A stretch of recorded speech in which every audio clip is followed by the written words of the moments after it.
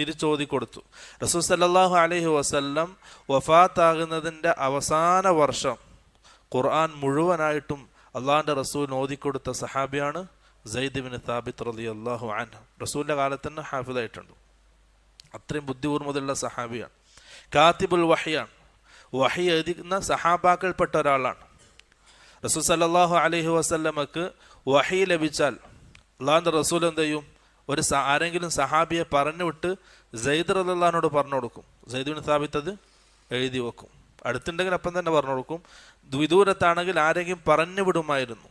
അത്രയും സ്ഥാനമുണ്ട് സഹാബാക്കൾക്കിടയിൽ സയ്യിദ് ഇബ്നു സാബിത്ത് റളിയല്ലാഹു അൻഹു. അദ്ദേഹത്തിൻ്റെ ഈ ബുദ്ധികൂർമ്മത കണ്ട റസൂല് യഹൂദികളുടെ ഭാഷയും എഴുത്തും പഠിക്കാൻ സഹാബിയെ ഏൽപ്പിച്ചു. റസൂൽ പറഞ്ഞ കാരണം, യഹൂദികൾ എനിക്ക് വിശ്വാസമില്ല, അവർ ചതിക്കും, വഞ്ചിക്കും, അതുകൊണ്ട് നീ അവരുടെ ഭാഷ പഠിക്കണം.